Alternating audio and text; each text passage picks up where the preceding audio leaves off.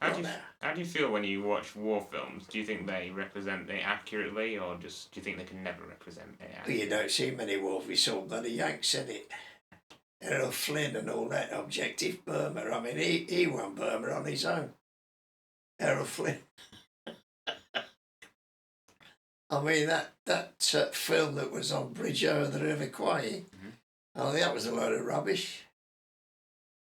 Alec Guinness and all that marching across there with them troops all dressed in uniform. Them prisoners, and them poor prisoners on there, mate, they never had no bloody uniform at all. They was all in bloody nappies. I've watched one or two, but you cannot, in my opinion, what's the word? Recapture? Yeah, the actual fighting and bombing on me. You can't recall it in actual words. Now, some of them have been sort of highlighting the humour that put in them, but no, I don't think.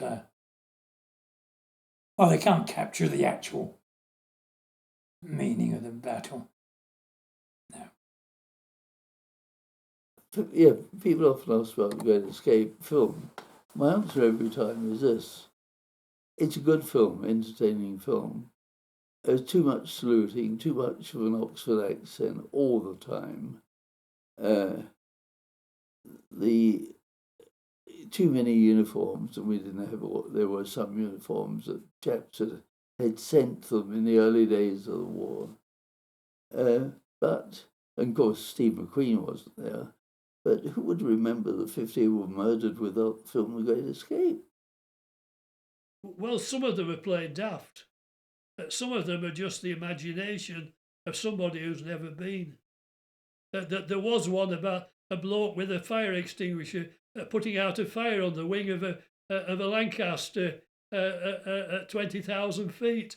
I mean, they'd obviously no idea what the petrol tanks of a Lancaster is, and would anybody want to put out a petrol fire in the back garden with a hand fire extinguisher, let alone 20,000 feet, doing 100 miles an hour up in the air? Some of them, they're absolutely crackers. They've no. Some of them are all right, but most of them aren't. They're just figments of imagination of some writer in the BBC. They're just completely untrue.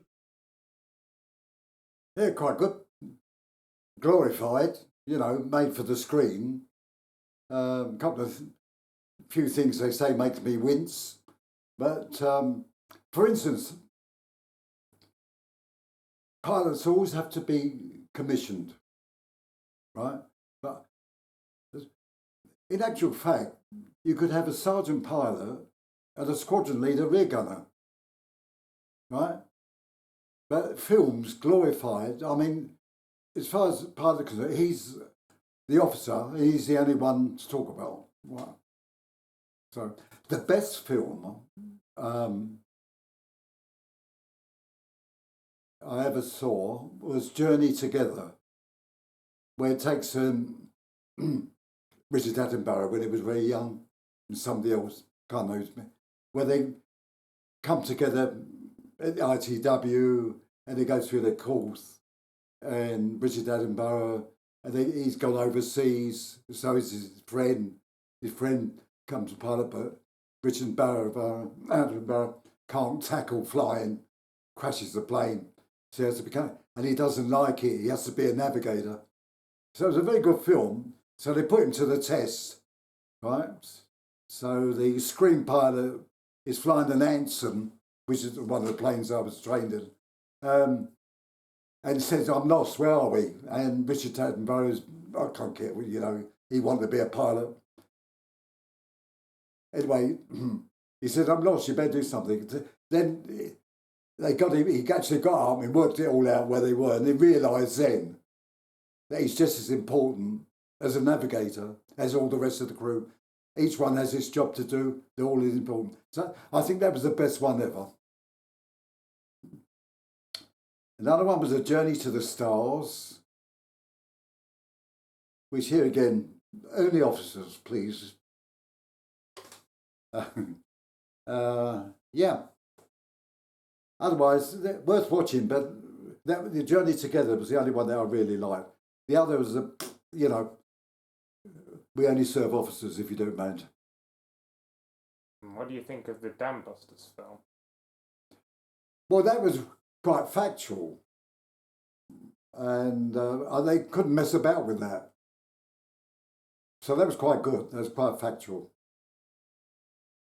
Very seldom watch anything like that, because most of them are just actors playing about with fireworks, with just the odd shot of something genuine. So it's very, very seldom I watch a war film. The ones that you have seen, do you think they're exaggerated? Yeah, well, most of it isn't true when I say war film. I might be one on my own there, but to me, they're actors playing with little demons most of the time. And then they'll just have a quick shot of some action, and then build into it. In fact, I can watch those films on TV and I can laugh at them, really. They're unrealistic, would you say? Some are a little bit. One of the best things, one of the best war films that I've seen on TV was not about submarines and then getting trapped down below and this German officer didn't come up, or about battleships getting blasted, or about Air Force getting blasted. Ice Cold in Alex. I've got that on DVD. Now, that to me was absolutely typical with that crew that got lost, Mm-hmm. and they're pushing this ambulance back with all the crew in, and Kurt Jürgen was a German, wasn't he? Kurt Jürgen, the actor, he was a German, and he took that German part, They all finished up at a bar, didn't they, having a drink? Yeah. That seemed typical to me, the hardships they went through. Yeah. But of course that wasn't battle, they weren't fighting. Yeah. But they've been in the war and they got lost in the 8th Army, North Africa. Yeah. And they were trying to get back to base, weren't they? John Mills had to drink some like 9 glasses or 9 pints in a row to get the take right for that scene. They were a good film with that. But and then there was another one, which was a cracker as well, and that was, I think they call it A Walk in the Sun. But I've only ever seen it once, and it was a cracker. That was about the Italian campaign, about this anti-tank crew with the anti-tank guns. So, and that was a really cracking film. But I've never seen it since. I've only ever seen it once. Yeah. But American ones, all that about Audie Murphy jumping on a tank and dropping hand grenades inside, it's a load of codswallop. Well, it depends what they are. Someone with the American ones, I think they tend to over glamorise or. Well, it's brutal business, and I don't think they emphasise that enough, because people regard it as a game, and it's not. If it's a game, it's a very rotten one, all I can say. And some of them are better than others, I think, and I think probably the ones about the